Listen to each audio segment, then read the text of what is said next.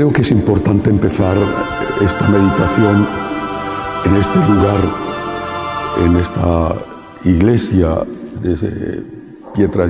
de San Giovanni Rotondo, donde se venera a San Pío de Pietrelcina, diciendo una palabra, solo una, sobre este gran santo contemporáneo. Fue un hombre que vivió en una época de cambio. Y en esa época de cambio, él no fue entendido. Al contrario, vivió a caballo entre la época anterior al Concilio Vaticano II, el concilio y la época posterior. Capuchino, profundamente religioso, fue visto por muchos como un preconciliar, anticonciliar, sobre todo por la insistencia que él daba al sacramento de la confesión.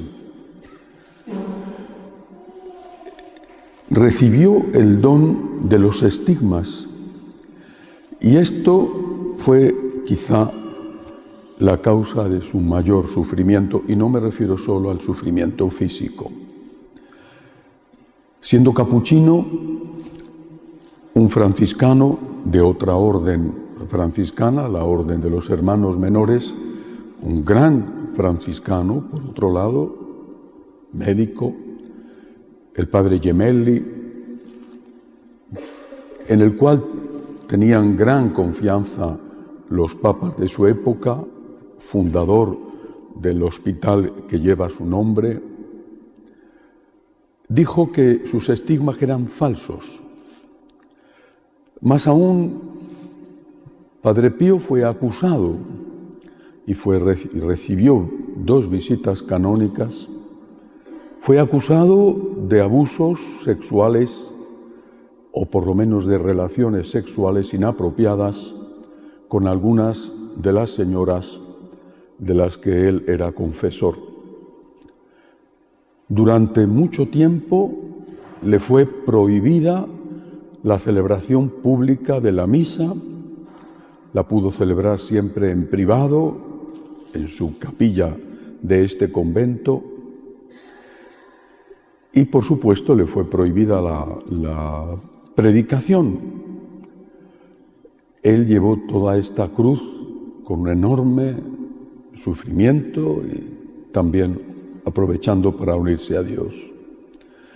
Las llagas de sus manos, de sus pies, eran simplemente un reflejo de las llagas de su alma. Pasó el tiempo y fue exonerado de aquellas terribles acusaciones, pero hay que decir, en honor de la verdad, que quien le defendió fue el pueblo. Buena parte de la jerarquía, incluso de sus superiores, no le entendieron, le maltrataron, le condenaron, pero el pueblo siempre le permaneció fiel. La gente siempre creyó en él y siempre le defendió. Y terminó por vencer ese cariño, esa fidelidad del pueblo de Dios. Creo que esta es la primera enseñanza que deja a todos la vida terrible, maravillosa del Padre Pío. Repito, un hombre que vive en una época de cambio, donde todo lo que olía anterior al concilio, desde la liturgia hasta la espiritualidad, era mal visto por algunos, y donde el Concilio Vaticano II rápidamente se desfigura en su aplicación, a pesar del esfuerzo de los papas, San Pablo VI, después San Juan Pablo II, se desfigura en su aplicación en función de lo que se llama el espíritu del concilio, que era una interpretación radical y de ruptura con la Iglesia de 2000 años precedente. En ese contexto, este hombre fue un dique de contención. Fue, sin quererlo él, sin buscarlo él, fue una piedra de choque contra la cual chocaban aquellos que quieren hacer una iglesia diferente a la iglesia de Jesucristo. Él sufrió terriblemente, maltratado por la propia iglesia, pero permaneció fiel al Señor, permaneció fiel a la llamada que Dios le había hecho. Y el pueblo permaneció fiel con él y terminó por vencer. Hoy es San Pío de Pietrelcina. Y aquellos que le insultaron y que le calumniaron, ya nadie se acuerda de ellos. Hoy es San Pío de Pietrelcina y el pueblo de Dios sigue acudiendo aquí en busca de sus milagros, pero también en busca de la luz que desprende este ejemplo de santidad. Una característica esencial de la labor pastoral del Padre Pío fue la confesión. Él tenía un don hermoso y terrible. Él veía lo que había en el penitente que acudía a confesarse. Y cuando se confesaban, si dejaban algo, él lo sabía. No has dicho todo, le decía. Miraba con ojos de misericordia como un verdadero confesor tiene que hacer. No era un torturador, era un padre que amaba a la oveja perdida que acudía allí. Y eso daba una enorme paz al penitente. Él enseñaba cosas que hoy hemos olvidado. Primero, que la confesión ciertamente es un derecho que tiene todo bautizado. Primero, ¿y eso qué significa? Que cuando existe un derecho, existe siempre un deber. Mi derecho es tu deber, mi deber es tu derecho. Si los fieles tienen derecho, los fieles bautizados, a la confesión, alguien tiene que tener el deber de confesar. ¿Dónde están hoy los confesores? Hace muchos años, recuerdo en una ciudad de Colombia, me contaban de un sacerdote ya jubilado que dedicaba todos los días 8 horas de trabajo a confesar. Este sacerdote dedicaba media hora a cada penitente y cobraba por ello. Y la gente acudía, pagando, porque al menos encontraban a una persona que les escuchaba durante media hora, porque no había sacerdotes dispuestos a estar en el confesionario. Y aquel hombre decía: yo completo mi pequeñísima pensión haciendo este trabajo. A mí me llamó la atención, pero ¿cómo pueden cobrar por confesar? Pero también pensé, ¿y de quién es la culpa? No del fiel que paga, sino del sacerdote que no está en el confesionario. Es duro decirlo, pero es la verdad. Es el único sacramento por el cual no se cobra y por eso no hay confesores. Esta es la verdad, honestamente dicha. Si le piden al padrecito que vaya a la casa a bendecirla o que vaya a bendecir el automóvil, el padrecito sabe que le van a dar un donativo, pequeñito quizá, le van a dar algo. Y va. En el confesionario, como no se cobra, no hay curas. Hay países, pienso por ejemplo en Estados Unidos, donde lo normal, no digo en todos los sitios, pero sí lo normal es que haya confesiones el sábado 1 hora, y que conseguir una cita fuera de esa hora, donde hay unas filas enormes de personas confesando, conseguir una cita es una carrera de obstáculos que solamente una persona muy empeñada logra sortear. Hay que hablar con la secretaria, de la secretaria, de la secretaria, de la secretaria, y después te dicen que lo sienten mucho porque el padre está en el gimnasio. Hay que decir la verdad. La confesión es un derecho y hay que decir la verdad. ¿Y por qué es un derecho? Es un deber del sacerdote estar en el confesionario. No digo que tenga que estar solo en el confesionario todo el día, ni que no haya otras muchas cosas que hacer, porque por desgracia, lo sabéis bien, cada vez hay menos sacerdotes y por lo tanto cada vez están más ocupados. Leía esta semana de un sacerdote aquí en Italia que atendía 36 parroquias con poquísimos habitantes en una zona de la montaña. Esto es agotador, hay que ponerse en la piel de ese hombre. Y no es el único caso. Al disminuir el número de sacerdotes, el trabajo sobre los sacerdotes se multiplica y de verdad que muchos están haciendo una tarea heroica. Pero en otros muchos casos no es así. Y creo que cuando uno tiene un derecho,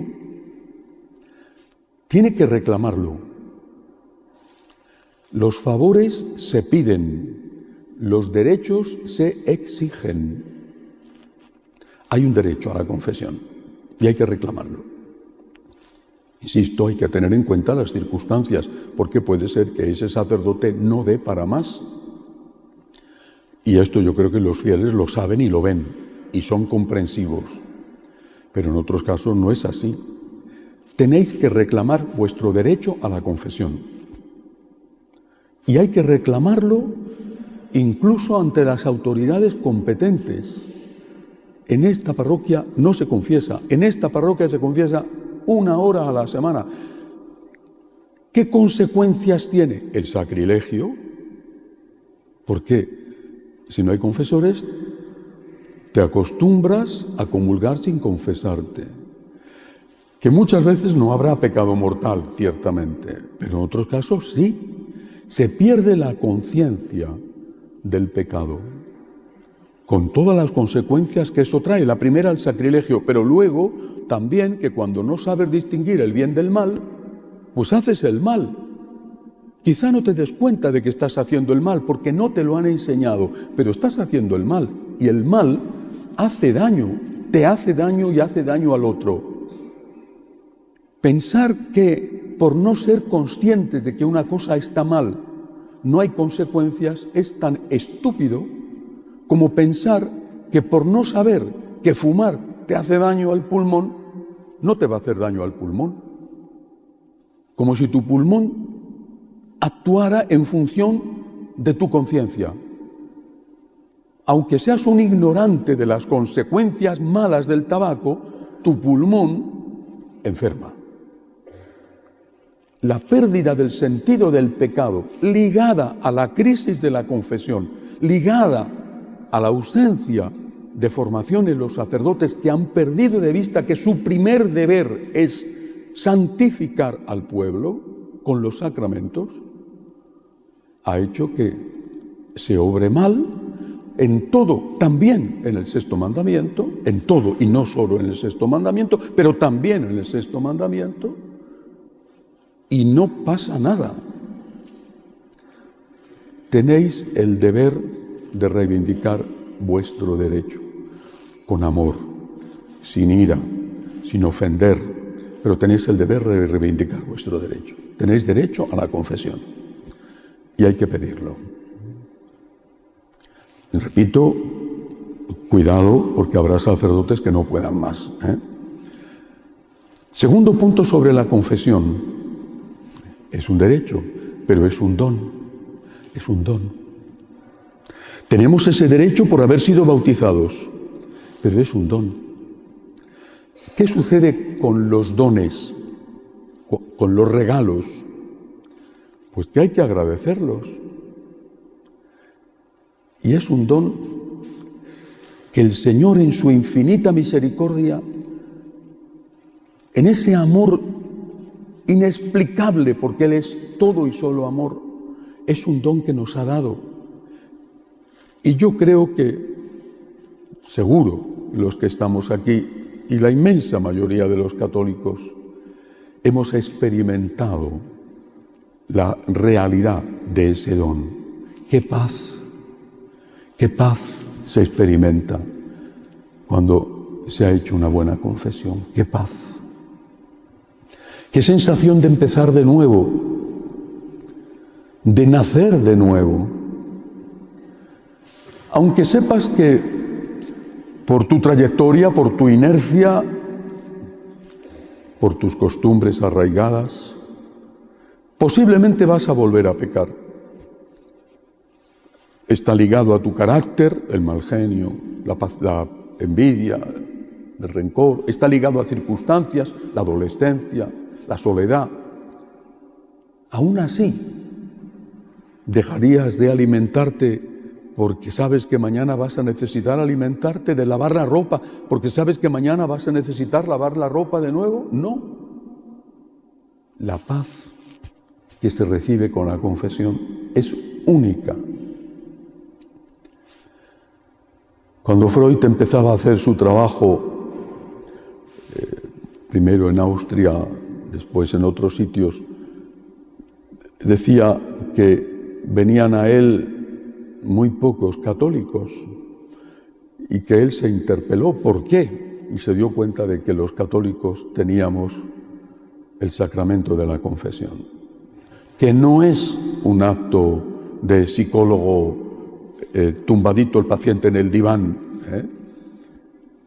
pero sí que es una paz para el alma mayor. Podrá ser distinta, un psicólogo tiene una tarea que hacer, pero sí mayor en cierto sentido que la que puede hacer el mejor psicólogo del mundo. Ahora, este don hay que agradecerlo. ¿Cómo? ¿Cómo se agradece un regalo? Pues en la propia confesión nos dicen cómo. Para hacer una confesión hay que cumplir unas condiciones.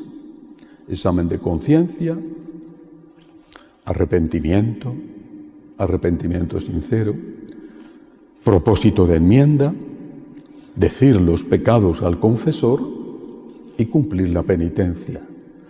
Yo esto lo aprendí cuando era un niño pequeñito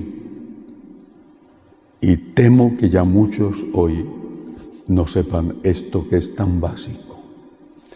Ese don, por lo tanto, lo vamos a agradecer cumpliendo estas condiciones, por ejemplo, el propósito de enmienda o el decir con humildad los pecados al confesor.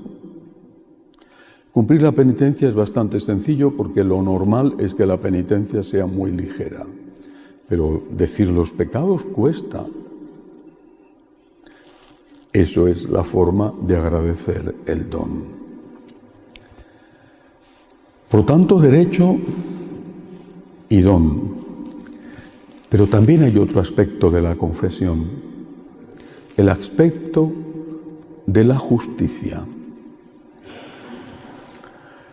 Cuando uno va a confesarse, lo normal es que vayas pensando en aliviar tu conciencia, en recuperar la paz. Está bien, creo que todos lo hacemos. Necesito la paz, necesito el perdón, necesito volver a empezar.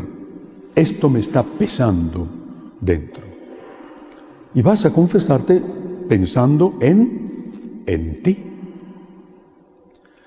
Pero es un asunto entre dos, Jesús y tú. Hay que ir a confesarse pensando en ti, por supuesto, pero también hay que pensar en el otro, en Jesús. La confesión es un acto de justicia debida a Dios. Quiero quitar el puñal que le he clavado al Sagrado Corazón. Quiero quitarlo. Voy a tener paz, busco la paz, necesito el perdón. Pero voy para quitarle al Señor la ofensa que le he hecho. Voy porque quiero hacer justicia a este Dios, con el cual he sido injusto ofendiéndole. Busco mi bien y busco el suyo. Cuando uno pide perdón a alguien, y no me refiero a la confesión, cuando pides perdón, estás tranquilizando tu conciencia. Pero el verdadero y el principal motivo debería de ser quitarle al otro, en parte por lo menos, el daño que le has hecho. Aliviar en parte por lo menos el daño que le has infringido. Mira, he tenido un mal día, perdóname. He sido un egoísta, perdóname. No me he dado cuenta, perdóname. Te quedas en paz. Por lo menos has hecho tu parte, luego el otro te perdona o no te perdona. Dios siempre te perdona. Pero tú no solo has buscado tu paz, sino que has buscado un acto de justicia hacia esa otra persona a la que has ofendido. Lo siento, te he ofendido, no me he dado cuenta, he sido un bruto, lo siento, perdóname. Pensemos, por lo tanto, en el otro, que es Dios, al cual le hemos ofendido, y Él tiene derecho, y nosotros tenemos un deber de justicia para con Él. Él tiene derecho a que le digamos, Señor, perdóname. Y nosotros tenemos el deber de quitarle la espada que hemos clavado en su corazón. La confesión como derecho que hay que reivindicar. La confesión como don que hay que agradecer, empezando por cumplir las condiciones de la confesión. Y la confesión como un acto de justicia hacia el Dios al cual hemos ofendido cometiendo el pecado que sea, aunque sea un pecado venial. San Pío, lo mismo que otros grandes santos antes, pienso en San Juan Vianney, por ejemplo, que pasaba tantas horas en el confesionario. San Pío entendió que el servicio de la confesión era una parte esencial no solo de su ministerio, sino de la función sacerdotal para santificar a los fieles. No desperdiciemos este sacramento, aprovechémoslo. La infinita misericordia de Dios ha querido regalarnos el don de su perdón, que nos llega a través de un hombre que quizá es más pecador que nosotros, pero que ha recibido el sacramento del orden sacerdotal y a través del cual Cristo nos perdona. Demos gracias a Dios por ello. Que así sea.